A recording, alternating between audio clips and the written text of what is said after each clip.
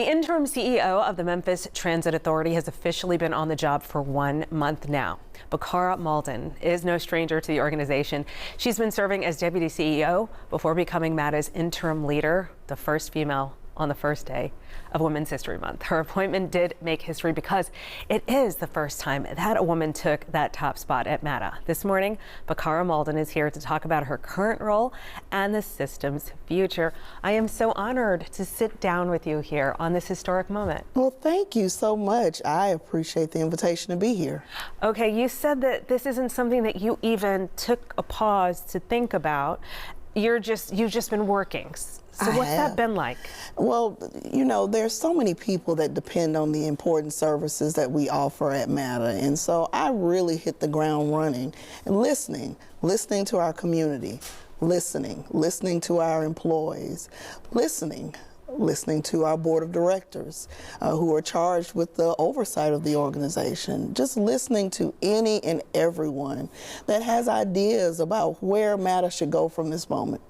We really need help because, you know, you hear about people who have struggled. They might take 3 hours to get to their first job, then go to their first job, and then take 2 hours to get to their second job. And it's because there's not enough money coming to this area. But I'm sorry, I'm on a soapbox. So let's talk about you, though. So a lot of people don't listen, you know, and so you're doing this. What are you hearing, and what is your vision? Well, we all want more reliable and efficient service for public transit, and that's really what my vision is. My vision is to transition from being thought of as the first female leader of MATA to being the most effective and efficient leader at MATA, because our team, we are accepting the charge to work to try to make our system more efficient. We are so excited about the things that we're working on. We're excited about people that are willing to continue to give transit a try. We're excited about the people that we saw yesterday when we honored Mr. William Hudson at the Hudson Transit Center. We're excited about the retirees that want to come back and wrap their arms around us. This is an exciting time with the start of Mayor Paul Young.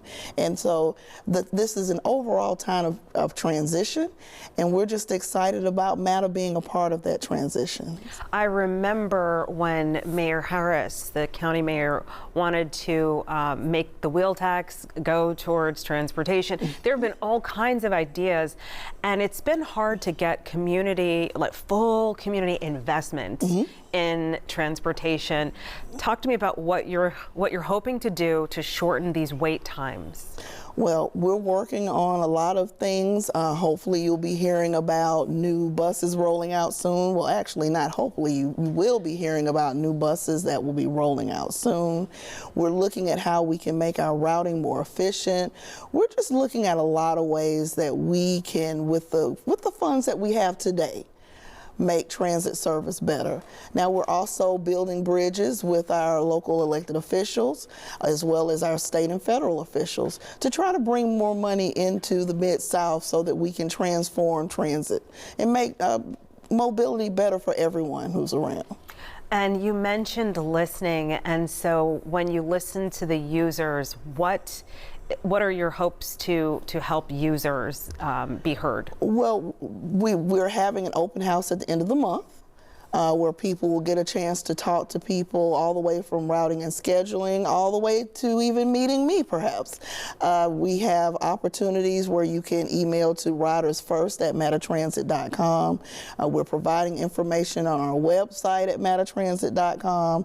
We have live customer service agents. So there are a lot of opportunities for people to let their voices be heard. I'll be around at different events across the city over the next month, just listening. I'm going with Mayor Young to his town hall meetings, another opportunity to listen. So it's very important that people be heard because this is not my transit system. This is your transit system. This is the public's transit system. And so it's really important that we make the system more effective for everyone to use. And when you look at the world, right, transit systems, Why is a transit system important to a city overall when you look at the greater success of a city? Well, you know, I use this analogy quite a bit that mobility is almost like the veins that run through your body, how it gets the nourishment all the way through so that your heart can pump and all the vital organs can move. Well, that's what a transit system is for a city. And so having effective transit actually will help Memphis to grow and to thrive and to become what it needs to be, where we all know it can be. Transit is vital for community development, getting people to doctor's appointments, to school, to work. It's important for economic development, knowing that their employees can get to work. Though all of those things work together to really make a city thrive. All right, thank you for making history on this first day of Women's History Month with us on the Red Couch. We appreciate this momentous occasion with you. Well, thank you so much. Okay, Vakara Malden, everybody, the new